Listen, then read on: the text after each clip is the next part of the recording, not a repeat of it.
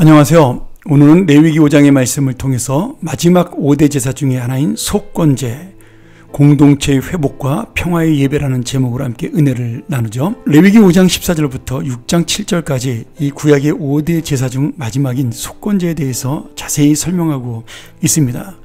이 속건제는 특별하게 한 사람의 죄로 인해서 다른 사람에게 피해가 갔을 때 그를 배상하게 함으로 죄를 속하고 또한 구체적이고 실제적으로 이웃과의 관계회복을 하고 하나님 앞에 그 죄를 속죄를 받는, 그래서 이 공동체가 평화롭게 유지되는 그러한 제사라고 할 수가 있겠습니다. 그래서 5장 14절부터 19절까지는 하나님에게 직접 관계된 속건제물에 대한 배상과 제사함을 받는 제사에 대해서 말씀하고 있고, 6장 1절부터 7절까지는 이웃과 관계된 속건제물에 대한 배상과 제사함을 받는 제사를 지내라고 말씀하죠. 여기서 우리는 두 가지의 중요한 사실을 볼 수 있는데요. 하나는 피해를 끼친 물건에 대해서 5분의 1을 더하여 배상하라. 이 말씀은 단순히 피해자의 물건을 배상하는 데 그치지 아니하고 그 마음에 상처받은 것까지 위로하는 그러한 정신적인 위자료의 배상이 들어있는 세심한 은혜입니다. 이 말씀 속에는 지금 주님께서 한 영혼, 한 사람을 얼마나 사랑하고 그 영혼을 아픔을 이해하는지를 이 배상의 모습을 보면서 알 수가 있죠.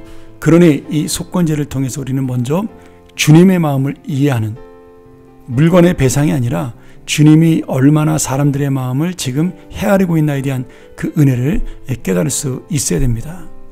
또 하나는 하나님께 대해 범죄했을 때 속건제물을 먼저 드린 다음에 배상을 하는 반면에 6장에 나오는 이웃에 대한, 사람에 대한 범죄의 경우는 먼저 배상을 하고 속건제물을 제사장에게로 가져가서 그 제사를 드리겠습니다.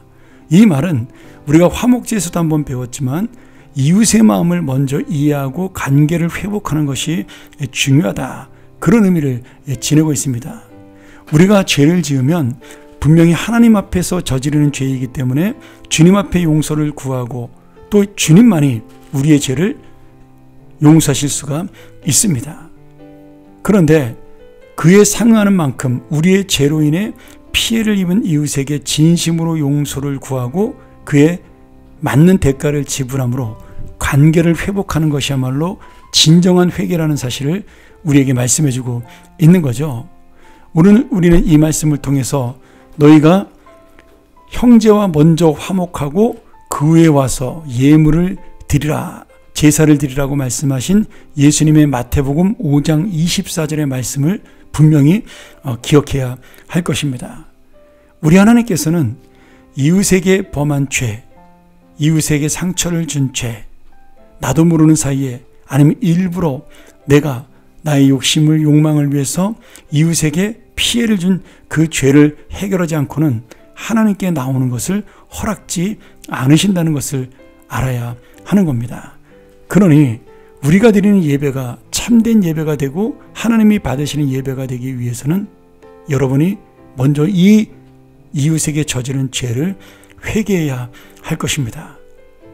오늘 우리가 이 말씀을 기억하면서 사회적으로 내가 아니면 사업적으로 그 이웃에게 피해를 끼치거나 해를 끼친 자들은 반드시 거기에 대한 배상을 하고 내가 그 사람에게 용서를 구하고 나아오는 것이 정말로 중요합니다. 이것은 문자적인 의미의 회개를 요청하고 있는 겁니다.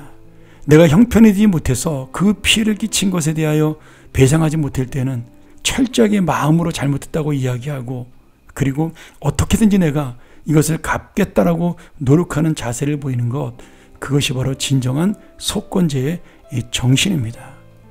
오늘 하나님께서 가장 소중히 여기는 것은 바로 이 사람의 영혼, 상처받은 형제와 자매의 마음이라는 사실을 깨닫고 이 마음을 회복하고 치료하는 것이 공동체를 회복하는 길이요, 공동체가 평화로운 삶을 사는 길이기에 속건제는 진정한 화평과 하나님의 예배요 믿음이라 할 수 있습니다.